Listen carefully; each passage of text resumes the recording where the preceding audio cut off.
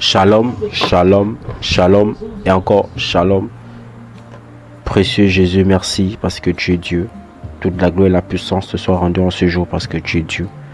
Seigneur, merci, nous voulons connaître, Seigneur, reconnaître et briser les liens de famille sur cette première partie, Seigneur, ce soir qui sera présentée.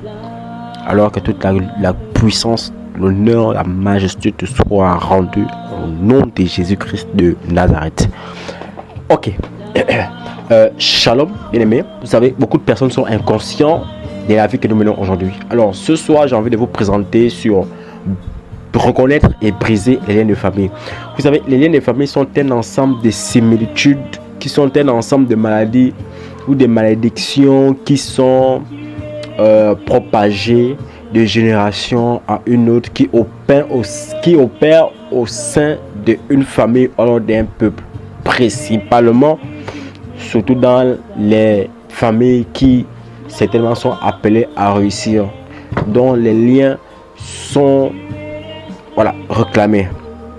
Alors, j'ai envie de parler sur quelques petits points qui, par la grâce de Dieu, nous allons prendre des exemples dans la Bible. Nous allons prendre des exemples. Vous savez, il y a beaucoup de gens qui reconnaissent les morts précoces, qui meurent avec les maladies mystiques, qui meurent avec, c'est-à-dire toute une famille va mourir avec la même maladie. Toute une famille va avoir les mêmes symptômes. Toute la famille doit avoir le même mal de pied. Toute la famille doit avoir le même mal de dos. Toute la famille doit avoir le même mal des yeux. Il faut connaître le secret afin de briser, afin de voir, afin que ces choses ne t'atteignent pas. Je ne m'ai pas dit bien amen. Alors, dans ça, je vais vous parler de 3 exemples qui parlent justement de la génération de David. Vous savez, dans Abraham, bien sûr, la Bible parle dans Genèse chapitre 20 à partir du verset 2 à 5.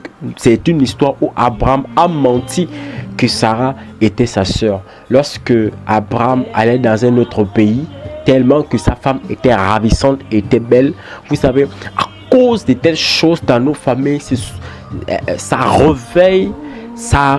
réveille les liens négatifs qui sont tissés depuis l'ancienne génération jusqu'à ce jour. Donc, ces liens qui te réclament dans le mensonge, qui te réclament dans la sexualité, dans la pédophilie, dans la sorcellerie. Donc, ces liens se manifestaient. Donc, Abraham, qui était père à l'autre père, avait menti que Sarah était sa sœur. Nous voyons justement Isaac, le fils d'Abraham, a menti que Rebecca était sa sœur. Il a suivi justement le même pas que son père. On trouve ça dans Genèse chapitre 26 au partir du verset 7. Vous voyez, Abraham, qui était père, a menti que Sarah était sa sœur. Et son fils Isaac a menti effectivement que Rebecca était sa soeur parce que sa femme aussi était belle. Donc, de peur qu'on ne tue Abraham ou bien de peur qu'on ne tue son fils Isaac à cause de ses femmes, il est obligé de mentir que ce sont nos sœurs. Et la 3e génération, on voit dans le livre de Genèse toujours au chapitre 27 à partir du verset 20 et à 23. Vous savez, c'est Jacob qui avait usé de mensonges pour user de la bénédiction de son frère. Donc, vous voyez que dans cette famille, le mensonge a pris de la première jusqu'à la 3e génération. Et ce sont ces liens aujourd'hui qui nous réclament. Beaucoup nous mentons. Dites la vérité. Non, dites la vérité. Beaucoup nous mentons. Surtout nous mentons. Partout nous mentons. Mais il faut connaître une chose. Lorsque tu brises ces loin des mensonges, le Seigneur t'épargne de plusieurs choses. L'Éternel t'éloigne de beaucoup de choses. Donc, il faut comprendre que pour cette famille, le mensonge était une plaie qui s'est propagée de père en fils. Le mensonge. Vous voyez, ce sont des liens de famille. Il y a même d'autres personnes, lorsque la mère est prostituée, waouh, la petite fille, elle va même dépasser même sa maman dans la prostitution. Donc, Pour briser, c'est comme je disais dans l'autre vidéo, pour dire que lorsque vous voulez annuler tout décret que l'ennemi a déjà décrété contre vous, c'est depuis dans le sang. Vous parlez et l'obéissance apparaît. Établissez l'ordre. Ah, vous voyez, il y a aussi des gens qui souffrent de l'immoralité sexuelle. C'est-à-dire, toute la journée, tu penses au sexe. Toute la journée, tu penses que du sexe. La preuve, on va voir dans 2 Samuel chapitre 11, à partir du verset 2 à 4, où David, le père, commit l'adultère avec la femme d'Uri. Vous voyez, il a arraché la femme d'Uri. Maintenant, écoutez ce que la Bible dit encore dans 2 Samuel chapitre 13, à partir du verset 10 à 14. La Bible dit que son fils Amon a commis l'inceste avec sa demi-sœur. Donc son fils Amon a commis l'inceste avec sa demi-sœur. Dites-moi aujourd'hui, est-ce que dans les familles, nous ne retrouvons pas des frères qui couchent avec leurs sœurs? Est-ce que dans les familles, nous ne trouvons pas même des pères qui couchent avec leurs filles?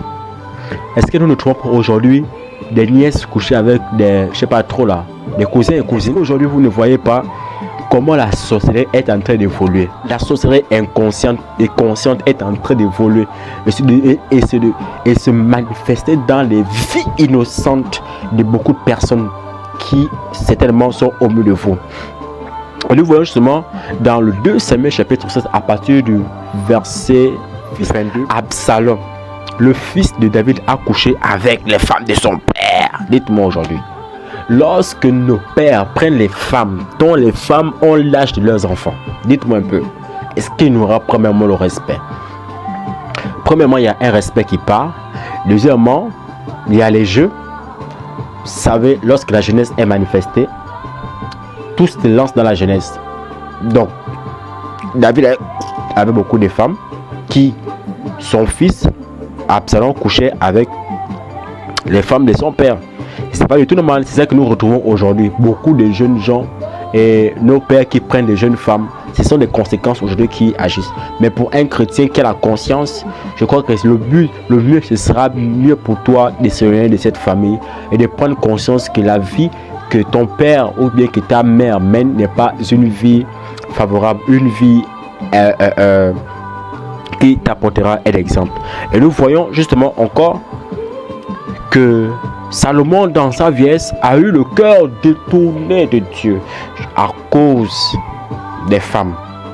Vous voyez, et beaucoup de personnes perdent leur vision comme ça à cause des femmes. Vous voyez, c'est une famille justement qui était dans l'immoralité sexuelle.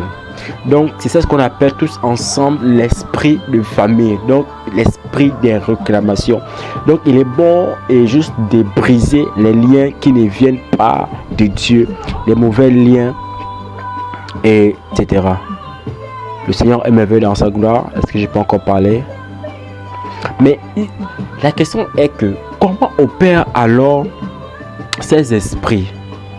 Les esprits des familles agissent de manière très subtile à travers les paroles négatives, les pensées négatives, les pensées méchantes, les divisions, les querelles, l'ignorance de nos parents, direct de nos parents. Vous savez, lorsqu'un enfant est encore petit, va là-bas, tu es bête comme ton père. Lorsqu'un enfant fait une erreur, voilà, tu es gros comme ton père. Tu ne vas jamais réussir, ou comment dire, tu ne vas jamais évoluer ou te marier. Donc il faut comprendre que dans les liens de famille, c'est vraiment critique. Donc c'est de bien prendre conscience des paroles que nous donnons à nos enfants, parce que l'avenir appartient à nos enfants. Donc si nous ne sommes pas un exemple pour nos enfants certainement périront. Je vous dis la vérité. Donc il faut que nos enfants aujourd'hui prennent nos exemples. Mais les exemples que nous, parents, nous devions apporter à nos enfants, ce sont des exemples que nous tirons justement dans la Bible et que nous les mettons en pratique.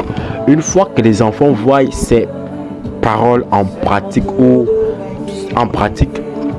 les enfants certainement suivront le pas de leurs enfants.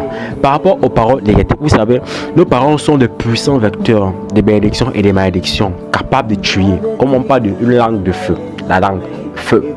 Donc vous voyez que beaucoup de gens s'amusent avec la langue. Tu es fou, tu es bête, tu n'as rien, tu es rien. Tout ça, ça impacte. Si ton esprit est faible, ça va impacter. Donc, ta bouche doit sortir des bénédictions. Totalement que des bénédictions. Et c'est clair là-dessus. Bénir. La Bible déclare de bénir son prochain, d'aimer son prochain. D'aimer. Il y a ce qu'on appelle des pensées méchantes. On est bien d'accord. Vous voyez dans Proverbe chapitre 4, verset 28, vous allez lire ça. En étant homme, que nous aussi, esprit, nous travaillons souvent avec notre esprit, nos pensées. Voilà. Donc vous allez prendre dans le Proverbe 4. Alors, il y a ce qu'on appelle la division et querelle. Alors, dans les familles où il y a l'amour, la paix, l'entente, et là se trouve l'esprit de Dieu. Mais là, vous allez voir les esprits de querelle dans les familles, c'est pas l'esprit de Dieu. C'est le diable qui amène sa division. Le Goliath, la famille qui amène la division. Donc, ce sont ces choses, selon l'ignorance de nos parents, qui aujourd'hui, une fois que nous prenons conscience de cela, nous devons faire attention et tirer de l'exemple dans la Bible, pratiquer la parole, de mettre la parole en pratique. Au nom de Jésus, que tout lien de famille, de malédiction qui est mis sur mon chemin, ou des liens de famille qui réclament qui que ce soit, au nom de Jésus, soit ôté dans le vent l'Est de Dieu. Je déclare que là d'où ta malédiction, là d'où ils ont planté ou impacté la malédiction dans ta vie, soit ôté au nom de Jésus. Et je déclare que tout ce que l'ennemi a fait dans ta vie soit nul et sans effet. Que le sang de Jésus vienne briser au nom de Jésus tout lien de la sorcellerie, tout lien de la prostitution, tout lien de la masturbation, tout lien des pensées sexuelles, tout lien des pensées négatives, des rancunes, de colère. Cela soit ôté par le sang de Jésus de Nazareth.